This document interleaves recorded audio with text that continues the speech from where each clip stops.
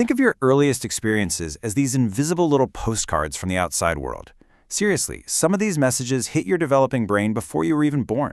They basically tell a child right out of the gate, hey, life is a place of abundance and safety, or conversely, watch out, it's a landscape of danger. And if those incoming postcards are constantly alarming, well, they don't just scare you in the moment, they fundamentally rewire your entire baseline perception of reality. So, psychologists talk a lot about this idea of a safe base. Basically, if you have a rock-solid bond with a primary caregiver in those crucial first years, you become securely attached. You feel totally safe to go out and explore the world, because you know someone's got your back. But if that bond is weak, or even just kind of unpredictable, that's when insecure attachment kicks in. You start viewing the whole world as this really frightening place that you're just terrified to navigate. Let's ground this with a couple of real-world examples. Say, Joe and Amy. So for Joe, his caregiver was strictly punitive anytime he showed even a little emotion. His takeaway?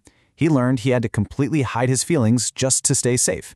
That leads to an anxious avoidant attachment style, meaning he now struggles big time to connect in adult relationships. Then there's Amy.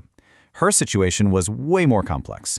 The exact people she was supposed to go to for security were actually the source of her fear. This creates what we call an anxious, disorganized style. It left her with this deeply negative self-image, literally making her feel like she's just unworthy of love. Now, here's the thing you really need to grasp. This isn't just about personality quirks. It is deeply, intensely biological. Frequent childhood fear actually triggers this cascade of toxic stress. Within minutes, sometimes hours, your adrenal glands just flood your entire body with cortisol and adrenaline. And over the years, that continuous chemical flood can actually switch the expression of your genes. It can even reduce your brain mass. Fast forward 35 years, and all that invisible childhood stress starts showing up as major physical health issues. To really put that biological toll into perspective, there's this wild Harvard study that found a whopping 91% of adults who had broken early relationships with their mothers were diagnosed with serious health issues. We're talking things like heart disease or alcoholism 35 years later. 91%? It is absolute proof that those early invisible postcards leave a very real, permanent physical mark on our bodies. Okay, take a breath because there is actually some incredibly good news here and a practical way out. You can completely shift your framework.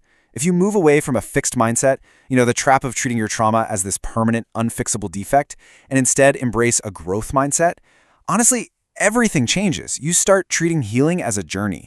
You get to rely on the hard science that your brain is basically a muscle, and just like hitting the gym, it can actually grow and change with the right training.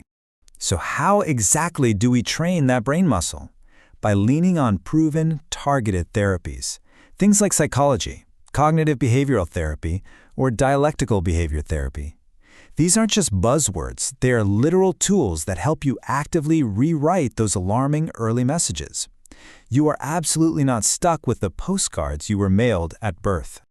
Let's put this into action with something called the Childhood Impact Audit. It's a fantastic way to start renovating your own attachment architecture, and it breaks down into 4 really practical steps.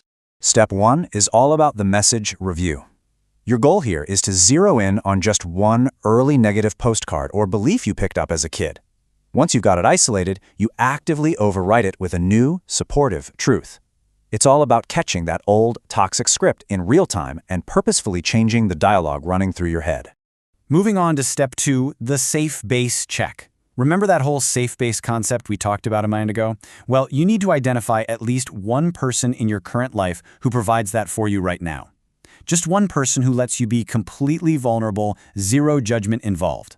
We all need that secure anchor to really do the deep healing work. All right, step 3 is stress awareness. You're going to start keeping a log of exactly when your body feels hyper alert. One of those old biological alarms start going off. Once you start tracking those triggers, you use just 15 minutes of daily mindfulness to intentionally quiet things down. You're literally training your adrenal glands to stand down and helping your body return to its calm baseline. Finally, we hit step 4, the learning pivot. Look, you are inevitably going to make a mistake on this healing journey. We all do, it's just human nature.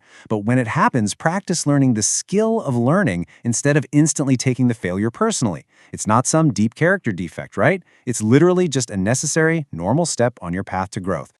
As you navigate this, I always like to keep Samuel Beckett's brilliant advice in mind. Try again, fail better.